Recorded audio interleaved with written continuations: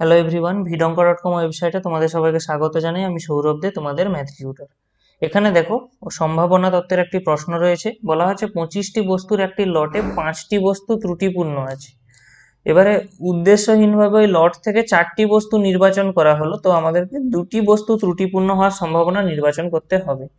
তো আমি এখানে লিখে নিচ্ছি মোট বস্তু, এবং এর মধ্যে আমি ত্রুটিপূর্ণ এবং আরেকটা হলো ত্রুটিহীন। ঠিক আছে, এবারে আমাদের মোট বস্তু রয়েছে 25টা, ত্রুটিপূর্ণ রয়েছে 5টা, তাহলে ত্রুটিহীন হবে 25 থেকে 5 বিয়োগ মানে 20টি।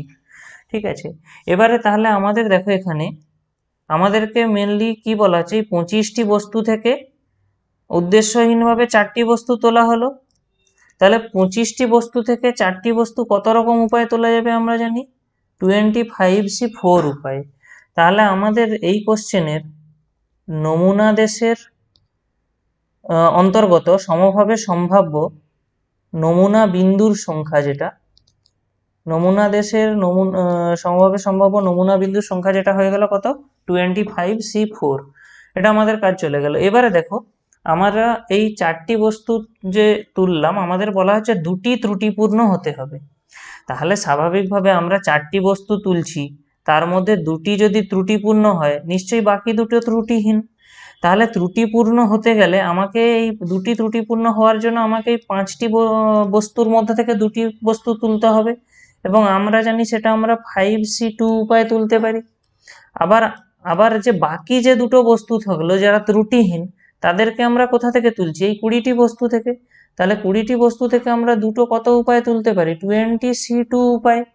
অর্থাৎ আমাদের এখানে যে ঘটনাটা ঘটবে, আমরা যদি সেটাকে এ ঘটনা দ্বারা ডিনোট করি, এ ঘটনা দ্বারা আমরা কি করছি না, যে 4টি বস্তু তোলা হলো তার মধ্যে 2টি ত্রুটিপূর্ণ হওয়ার ঘটনা এ দ্বারা ডিনোট করছি। তাহলে এ ঘটনার অন্তর্গত যে নমুনা বিন্দুর সংখ্যা, সমভাবে সম্ভাব্য নমুনা বিন্দুর সংখ্যা এ ঘটনার অন্তর্গত, সেটা তাহলে কত হবে, দেখো সেটা হবে 5C2 ইন্টু 20C2। মানে 5টি ত্রুটিপূর্ণ থেকে 2টি ত্রুটিপূর্ণ তোলা হচ্ছে, এবং 20টি ত্রুটিহীন থেকে 2টি ত্রুটিহীন তোলা হচ্ছে। তাহলে আমাদের এখানে এ ঘটনা ঘটার যে সম্ভাবনাটা, সেটা তাহলে কি দাঁড়াবে, 5C2 into 20C2 by 25C4। ঠিক আছে, আমাদেরকে এটা ক্যালকুলেট করতে হবে এখানে।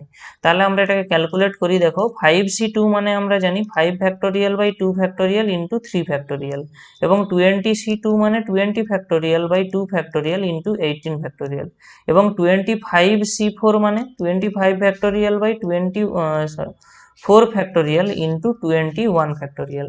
তাহলে আমরা এবারে এটাকে যদি একটু ক্যালকুলেট করি, দেখতে পাবো এটাকে আমরা 5 ইন্টু 4 ইন্টু 3 ফ্যাক্টোরিয়াল লিখতে পারি, এবং নিচে 2 ফ্যাক্টোরিয়ালকে 2 লিখতে পারি, কারণ 2 ফ্যাক্টোরিয়াল ভ্যালু 2, এবং 3 ফ্যাক্টোরিয়ালকে 3 ফ্যাক্টোরিয়াল রাখলাম, এটা কেটে গেল।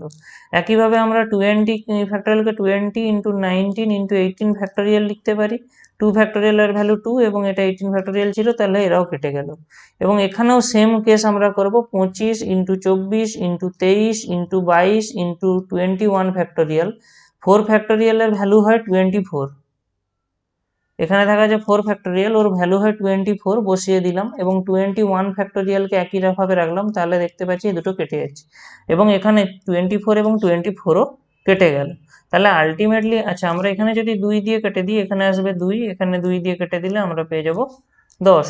তাহলে আলটিমেটলি কি দাঁড়াচ্ছে আমাদের, 5 into 2 into 10 into 19 by 23 into 22 into 25।